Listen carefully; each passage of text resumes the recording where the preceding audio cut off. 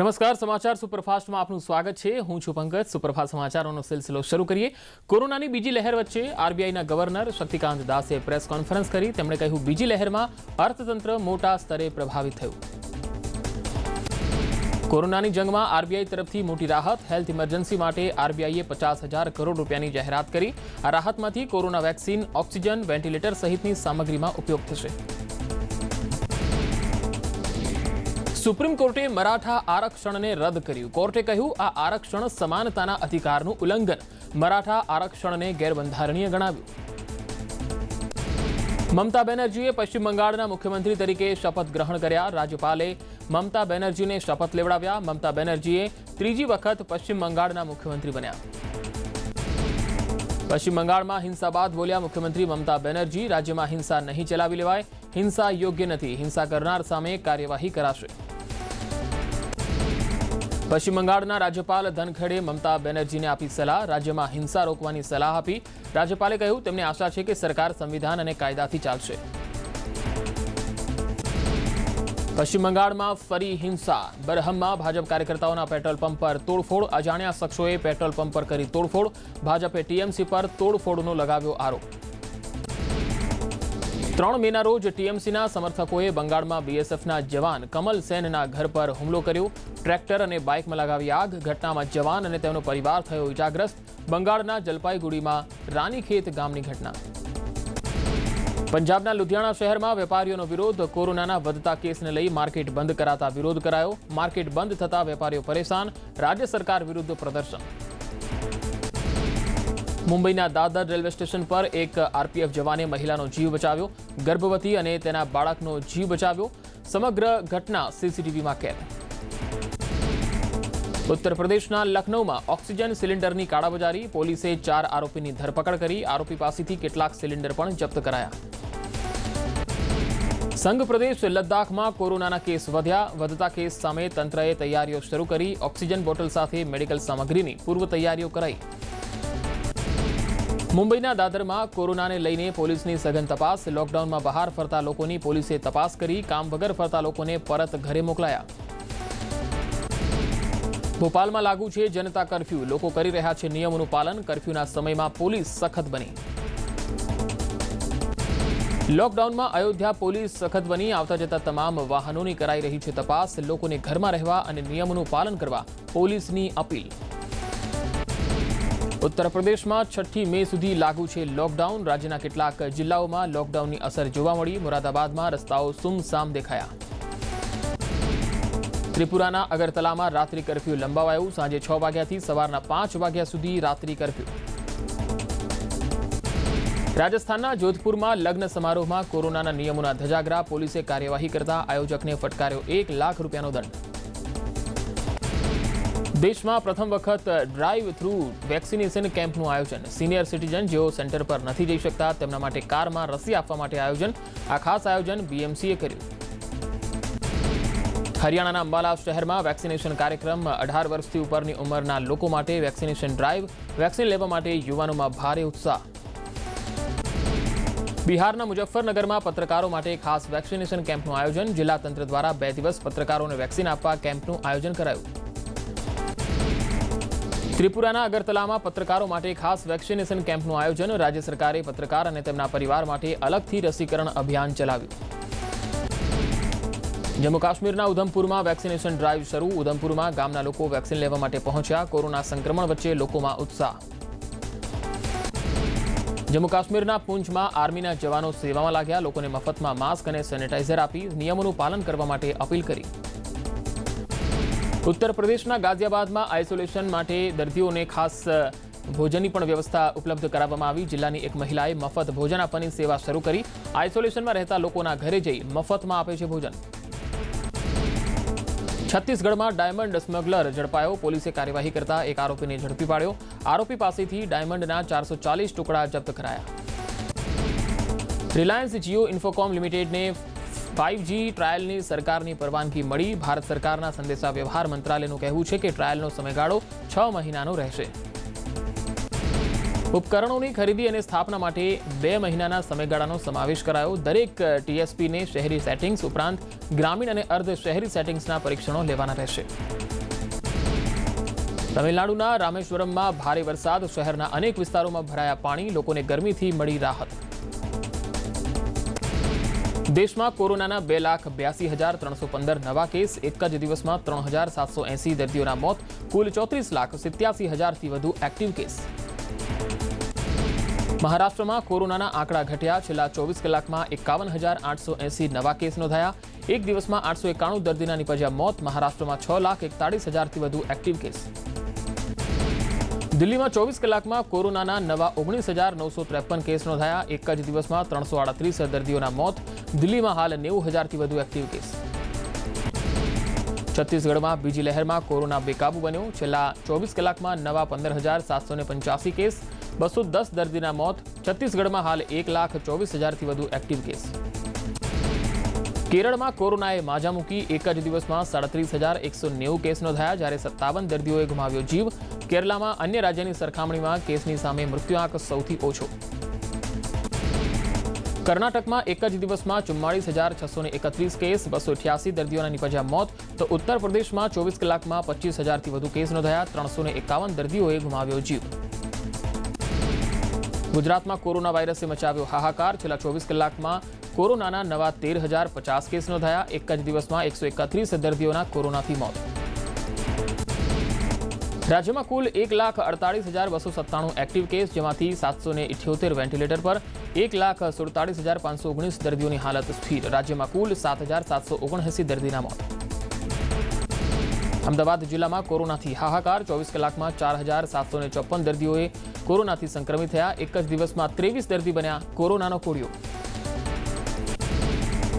સુરતમાં કોરોનાના 24 કલાકમાં નવા 1,574 કેસ સામે આવ્યા હતા.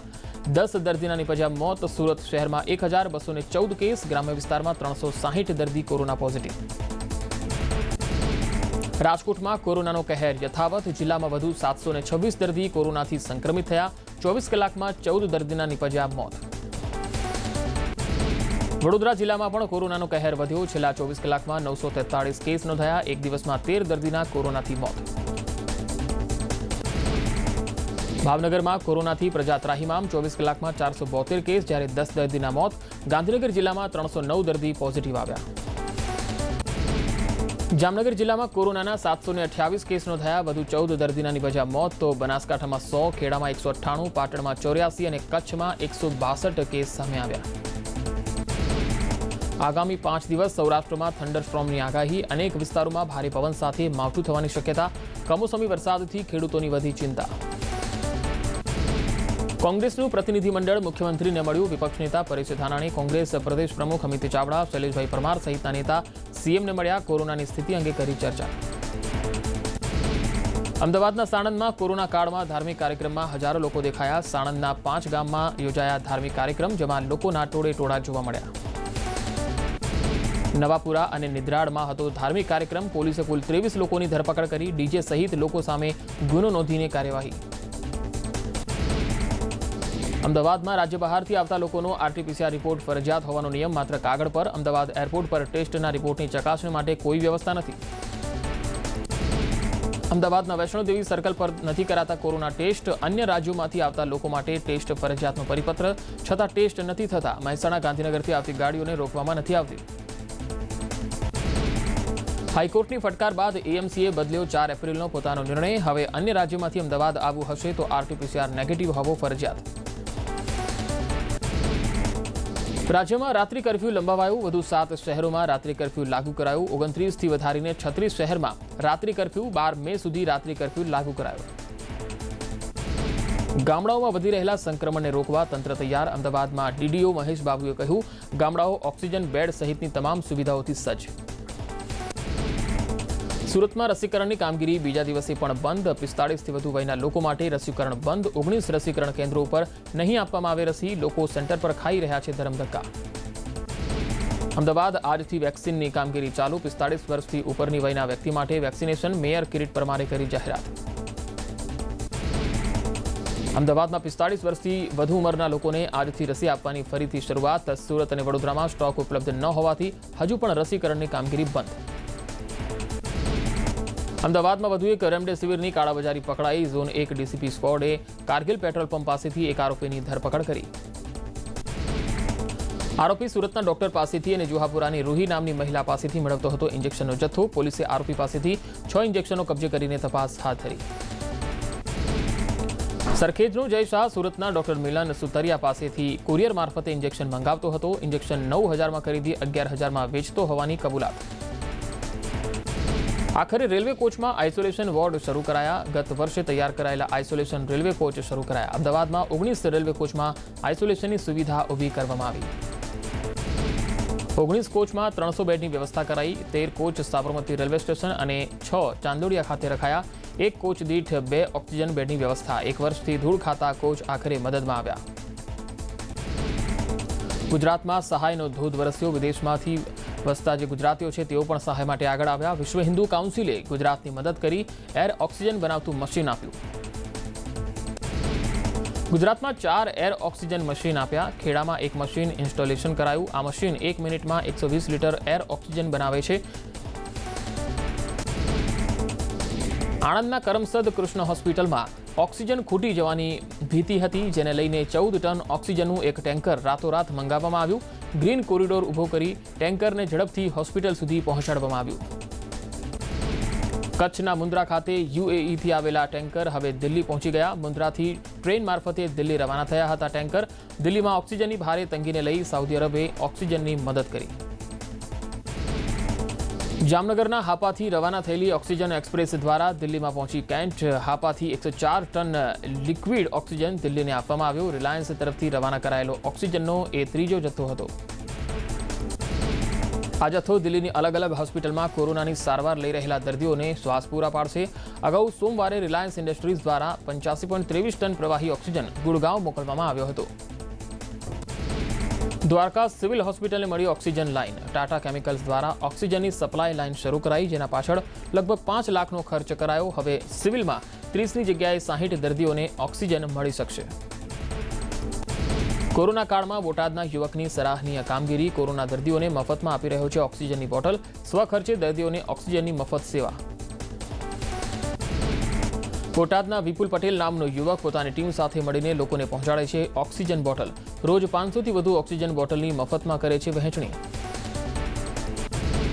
ઓક્સિજનની વ્યવસ્થા સુવ્યવસ્થિત રીતે જળવાય તે માટે મોનિટરિંગ શરૂ કરાશે. ઓક્સિજનનું હવે મોનિટરિંગ કરાશે, જેના માટે દરેક હોસ્પિટલે રજીસ્ટ્રેશન કરાવવું પડશે.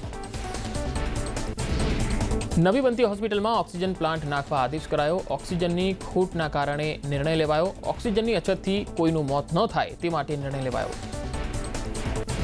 અમદાવાદમાં પેટ્રોલ અને ડીઝલના ભાવમાં વધારો. પેટ્રોલ 16 પૈસા જ્યારે ડીઝલ 21 પૈસા મોંઘું થયું. અમદાવાદમાં પેટ્રોલનો ભાવ 87.87 જ્યારે ડીઝલનો ભાવ 87.36 થયો. અમદાવાદમાં માસ્ક વગર ફરતા અને ગાઈડલાઈનનો ભંગ કરતા લોકો સામે કડક કાર્યવાહી. સોમવારે અમદાવાદ પોલીસે 402 લોકો સામે જાહેરનામાના ભંગ અને 2220 લોકો સામે માસ્ક ન પહેરવા બદલ દંડ કર્યો. વડોદરામાં પોલીસ અને વાહન ચાલક વચ્ચે ઝપાઝપી. માસ્ક ન પહેર્યું હોવાથી પોલીસે અટકાવતા વાહન ચાલક ઉશ્કેરાયો. સ્થાનિકોએ પોલીસની કામગીરીમાં કરી દખલગીરી. જોકે કામગીરીમાં દખલ કરનાર સામે ગુનો ન નોંધ્યો. રાજકોટમાં ચૌધરી હાઈસ્કૂલ મેદાનમાં હવે નથી જોવા મળતી એમ્બ્યુલન્સની લાંબી કતાર.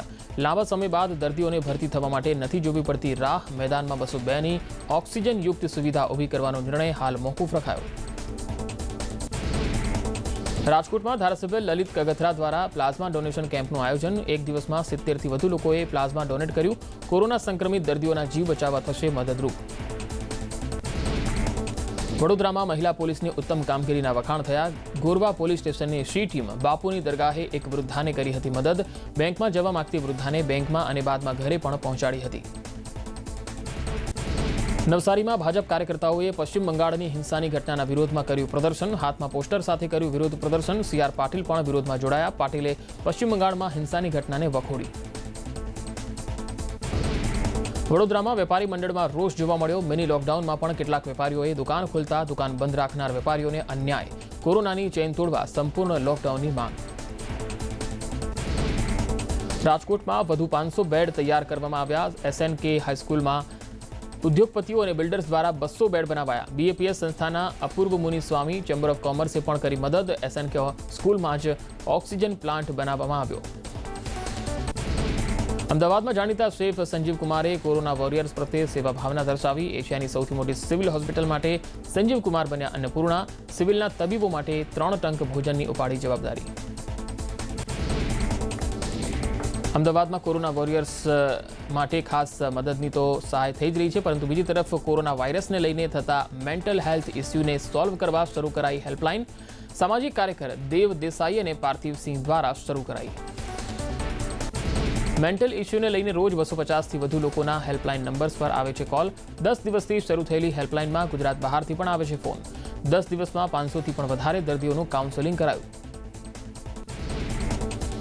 મહીસાગરના લુણાવાડામાં નદી કિનારે આવેલું મધવાસ સ્મશાન બંધ કરાયું. કોરોના મૃતકોની અંતિમ ક્રિયા પર પ્રતિબંધ લગાડવામાં આવ્યો. સ્મશાનમાં 100થી વધુ ગામના અલગ અલગ સમાજના લોકો માટે મધવાસ એકમાત્ર સ્મશાન હતું. સ્મશાન બંધ થતાં કોરોના મૃતકોના પરિવારજનોએ અન્ય ખસેડવા ધક્કા ખાવા પડશે. સાબરકાંઠાના પ્રાંતિજના કાલીપુરામાં ગામને સેનેટાઇઝ કરવામાં આવ્યું. કોરોનાના સંક્રમણને અટકાવવા માટે આખું ગામ સેનેટાઇઝ કરાયું. વલસાડના શંકર તળાવ ગામમાં અત્યાર સુધીમાં કોરોનાના માત્ર 3થી 4 જ કેસ નોંધાયા. છેલ્લા એક ગામ કોરોનાને આપી રહ્યું છે માત. સરપંચ થકી ગામને દર અઠવાડિયે સેનેટાઇઝ પણ થાય છે. ગામના તમામ લોકોને આયુર્વેદિક દવાઓ અને માસ્કનું વિતરણ કરવામાં આવે છે. રસીકરણમાં પણ આ ગામ મોખરે છે. ગામના 45થી વધુ વયના 70% લોકોને રસી અપાઈ ચૂકી છે. સમાચારોનો પ્રવાહ લગાતાર જારી રહેશે. હાલ રોકાઈશું એક બ્રેક માટે.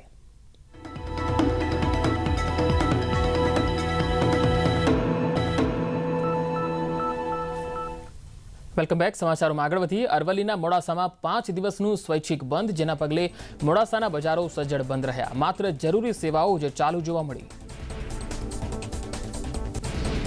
મોડાસાના વેપારીઓમાં પણ જાગૃતિ જોવા મળી. વેપારીઓએ બંધને સમર્થન આપ્યું. મોટાભાગની દુકાનો બંધ રહી.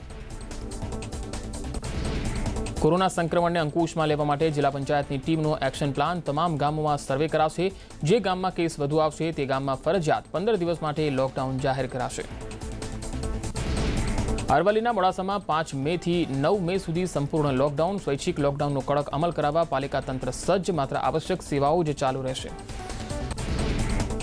અંબાજી મંદિર હજુ 12 મે સુધી બંધ રહેશે. વધુ 7 દિવસ અંબાજી મંદિર બંધ રાખવા માટેનો સમય લંબાવાયો. કોરોના વધતા સંક્રમણને લઈને બંધનો સમય લંબાવાયો. મારું ગામ કોરોના મુક્ત ગામ અભિયાન અંતર્ગત ભાવનગરમાં 667 શાળાઓમાં આઇસોલેશનની સુવિધા ઊભી કરાશે. જિલ્લાભરમાં 8200 બેડની વ્યવસ્થા કરાશે. દરેક ગામમાં 10-10 લોકોની એક કમિટી બનાવાશે. ગામની કમિટી ટ્રેસિંગ, ટ્રેકિંગ અને ટ્રીટમેન્ટની વ્યવસ્થા કરશે. સર્વેલન્સ અને સેનેટાઇઝેશનની પણ ચિંતા કરશે. સામાન્ય લક્ષણો જણાય એટલે જ તરત જ ટેસ્ટ કરાવવામાં આવશે. ભાવનગરની નજીક આવેલા ચોગઠ ગામમાં છેલ્લા 20 દિવસમાં 90થી પણ વધારે કોરોના દર્દીના મોત થતા ગામમાં ફફડાટ છે. ગામના સ્મશાનમાં પણ અંતિમ સંસ્કાર માટે લાગે છે કતાર. અંદાજે 13,000ની વસ્તી ધરાવતા આ ગામમાં ભયનો માહોલ છવાયેલો છે. હજુ પણ ગામમાં 1,000 જેટલા લોકો કોરોનાથી સંક્રમિત છે. ગામમાં સારવારની સુવિધા નથી. ગામમાં ઓક્સિજન, ઇન્જેક્શન અને બેડની અછતના કારણે અનેક યુવાનોએ પણ જીવ ગુમાવ્યો. ગામે ગામ નાના કોવિડ કેર સેન્ટર બનાવવાની જાહેરાતો થઈ, પરંતુ ચોગઠ ગામે હજુ કોઈ સુવિધા કરાઈ નથી.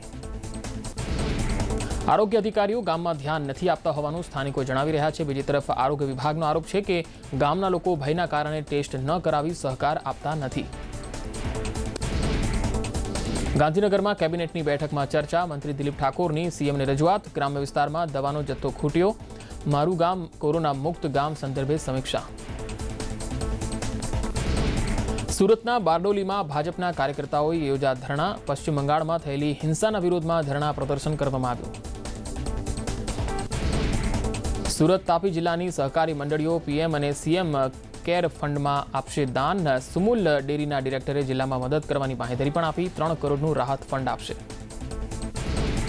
બનાસકાંઠામાં કોરોના મહામારીમાં સહાયરૂપ થવા ભૂસ્તર વિભાગે ડીએમએફમાંથી 22 લાખ આપ્યા. અંબાજી કોટેજ હોસ્પિટલમાં બેડ સુવિધા વધારવાની આપી સહાય. તો અંબાજી માર્બલ એસોસિએશને પણ 17 લાખની મદદ કરી.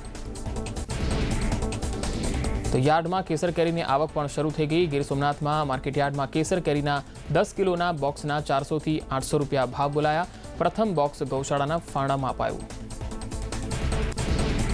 25 વર્ષ બાદ 1 લાખના ખર્ચે મોજ ડેમની મુખ્ય કેનાલનું સમારકામ। સાફ સફાઈના અભાવે 30% પાણીનો વેડફાટ થતો હતો। હવે સફાઈના કારણે ઉપલેટા ભાયાવદરની આસપાસના ગામોને પીવાનું અને સિંચાઈનું પાણી સરળતાથી મળશે। અમદાવાદમાં કાલુપુર અને કારંજ પોલીસે સૌરીન ભંડારીની ધરપકડ કરી। અગાઉ 9 લોકોની થઈ છે ધરપકડ। આરોપીઓ મારુતિ કૃપા એગ્રો પ્રોડ્યુસર કંપની લિમિટેડ અને યુએનઆઈ કંપની ચલાવી છેતરપિંડી કરતા હતા। ગોંડલની સૈનિક સોસાયટીમાં રહેતા યુવાનની હત્યા કરાઈ। તીક્ષ્ણ હથિયારના 300થી વધુ ઘા મારીને હત્યા કરી દેવાઈ। પોલીસે મૃતકના સગીર મિત્રની કરી ધરપકડ। પોલીસ તપાસમાં જાણવા મળ્યું કે જૂના અદાવતમાં 4 શખ્સોની હત્યા કરી છે। હત્યાના કેસમાં હજુ પણ 3 આરોપી ફરાર છે। એકની ધરપકડ કરાઈ। રાજકોટના બાળકોને ઝેર આપી દેવાના કેસમાં પુત્ર બાદ પિતાનું પણ મૃત્યુ। પુત્રી કૃપાલી હજુ પણ સારવાર હેઠળ। રૂપિયાની લેતી દેતીમાં દેવું થતાં કમલેશભાઈએ પોતે અને 2 બાળકોને ઝેર પીવડાવી દીધું હતું। તબિયત વધુ બગડતા પહેલા પુત્ર અને બાદમાં કમલેશભાઈનું મૃત્યુ નીપજ્યું। પત્ની જયશ્રીબેનની ફરિયાદ પરથી કમલેશભાઈ વિરુદ્ધ પોલીસે હત્યાનો ગુનો નોંધ્યો। વડોદરાની ગોત્રી હોસ્પિટલમાં રેસિડેન્ટ તબીબે કર્યો આપઘાત। બોયઝ હોસ્ટેલમાં 6ઠ્ઠા માળે પોતાના રૂમમાં કર્યો આપઘાત। ફાઇનલ યરમાં અભ્યાસ કરતો હતો સિદ્ધાર્થ ભદ્રેજા। રેસિડેન્ટ તબીબ સિદ્ધાર્થ ભદ્રેજા પાસેથી મળી આવી સુસાઇડ નોટ। 5 દિવસ પહેલા જ કોવિડ વોર્ડમાંથી ડ્યુટી થઈ હતી પૂરી। પોલીસે વધુ તપાસ હાથ ધરી। ભાવનગરમાં સરટી હોસ્પિટલના 3જા માળેથી જંપલાવી દર્દીએ આત્મહત્યા કરી। થોડા દિવસ પહેલા કોરોનાનો રિપોર્ટ પોઝિટિવ આવેલો। 1 દિવસ પહેલા તબિયત થઈ હતી વધુ ખરાબ। પંચમહાલના લાલપુરી જંગલમાંથી સતત બીજા દિવસે યુવકનો મૃતદેહ મળ્યો। ઝાડ પર સાડી વડે ગળે ફાંસો ખાધેલી હાલતમાં મળી આવ્યો મૃતદેહ। મંગળવારે પણ જંગલમાંથી 2 બહેનના મૃતદેહ મળ્યા હતા। જેતપુર નગરપાલિકાના મહિલા સફાઈ કર્મચારી પર હુમલો। પોતે પોતાના વિસ્તારના વોર્ડની સફાઈ કરતા હતા એ દરમિયાન છરીથી હુમલો। અજાણ્યો શખ્સ હુમલો કરી ફરાર। સુરતમાં અમદાવાદ મુંબઈ હાઈવે પર કન્ટેનરની પાછળ ડમ્પર ઘૂસી જતા અકસ્માતમાં ડમ્પર ચાલકનું મોત। પોલીસે કાર્યવાહી હાથ ધરી। લીંબડીમાં ધોળા દિવસે યુવકની તીક્ષ્ણ હથિયારના ઘા ઝીકીને હત્યા કરાઈ। બાઇક પર જતા યુવકને અટકાવી 3 શખ્સોએ કર્યો હતો હુમલો। પોલીસે આરોપીઓને ઝડપી લેવા કવાયત હાથ ધરી। મહેસાણાના લાખવડ નજીક ટેન્કર ચાલકે 2 એક્ટિવા સવારને અડફેટે લેતા બંનેના મોત। અકસ્માત બાદ ટેન્કર ચાલક ફરાર। જોકે આગળ જતા ટેન્કર ચાલકને ઝડપી લેવાયો। પંચમહાલના લાલપુરી ગામના જંગલમાં ઝાડ પરથી 2 યુવતીના મૃતદેહ મળી આવ્યા। મૃતક બંને યુવતીઓ કાલોલના એરાલ પંથકની હોવાની માહિતી। બંને યુવતીઓ મામા ફોઈની બહેન હોવાની ચર્ચા। રાજકોટ સિવિલ હોસ્પિટલમાં દર્દીનો આપઘાત। 4થા માળેથી નીચે જંપલાવીને આપઘાત કર્યો। સમગ્ર મામલે પોલીસે તપાસ હાથ ધરી। ધોરાજીના રામપરામાં ધોળા દિવસે લૂંટનો બનાવ બન્યો। કેટલાક શખ્સ વૃદ્ધાના કાનમાં પહેરેલી બુટ્ટી લઈને ફરાર થયા। વૃદ્ધાના કાનમાંથી બુટ્ટી ખેંચતા વૃદ્ધાને ઈજા થઈ। પ્રેમિકાને ઇમ્પ્રેસ કરવા માટે સ્કૂટરની ચોરી કરતો યુવક ઝડપાયો। અમદાવાદના વટવા જીઆઈડીસીની ઘટના। આરોપી પ્રેમિકાને ફેરવી ચોરી કરેલા સ્કૂટરને લાવારીસ મૂકી દેતો હતો। 2 મહિનાની મહેનત બાદ સીસીટીવીના આધારે આરોપી ઝડપાયો। પોલીસે 23 વર્ષીય યુવક અસલમ ઉર્ફે છોટુ અહેમદની 8 સ્કૂટર સાથે ધરપકડ કરી। આરોપીએ 15થી વધુ સ્કૂટર ચોરી કર્યાની કબૂલાત કરી। ધૈર્યરાજને મુંબઈ ખાતે ઇન્જેક્શન મૂકવામાં આવ્યું। ન્યૂઝ 18 ગુજરાતીએ ધૈર્યરાજ માટે ચલાવી હતી મુહિમ। આખા ગુજરાતમાંથી મળ્યું હતું 16 કરોડનું દાન। પોરબંદરના ધારાસભ્ય બાબુ બોખીરિયાના પુત્ર ડોક્ટર આકાશ રાજશાખા ખરા અર્થમાં કોરોના યોદ્ધા બન્યા। તબીબોની અછત વચ્ચે માત્ર 1 રૂપિયાનું ટોકન ચાર્જ લઈ પોરબંદરની ભાવસિંહજી કોવિડ હોસ્પિટલમાં સેવા આપવાની તૈયારી। ભુજના ખારી નદી ખાતે આવેલ ભૂતનાથ મહાદેવ મંદિરે ભૂદેવો દ્વારા વિષ્ણુ સહસ્ત્ર પાઠનું પઠન કરાયું। કચ્છમાં કોરોનાથી કોઈનું મોત ન થાય અને કેસ ઘટે એ માટે ભૂદેવોએ બીડું ઝડપ્યું। ભગવાનને રીઝવવા પાઠ કરાયો। આણંદમાં ન્યૂઝ 18 ગુજરાતીના અહેવાલની અસર જોવા મળી। ન્યૂઝ 18 અહેવાલ પ્રસારિત કર્યા બાદ ઉમરેઠમાં વોરવાડના શાક માર્કેટમાં કચરાના ઢગલા હટાવાયા। અહેવાલ બાદ તંત્ર સફાળું જાગ્યું। ઉત્તર પ્રદેશમાં ફરી લોકડાઉન વધારાયું। હવે 10 મે સુધી લોકડાઉન લાગુ રહેશે। 15 મે સુધી સ્કૂલ બંધ। બોર્ડની પરીક્ષાઓ પણ રદ કરાઈ। બંગાળમાં સત્તા સંભાળતાની સાથે જ મમતા બેનર્જી એક્શનમાં. બંગાળમાં ગુરુવારથી આંશિક લોકડાઉન લાગુ. આવતીકાલથી રાજ્યમાં લોકલ ટ્રેન રહેશે બંધ. બંગાળમાં shopping malls, complex, swimming pool આગામી આદેશ સુધી બંધ. સામાજિક કાર્યક્રમ ઉપર રોક. રાજ્યના તમામ એરપોર્ટ પર RT-PCR ટેસ્ટ ફરજિયાત. રાજ્યમાં માસ્ક પહેરવું ફરજિયાત.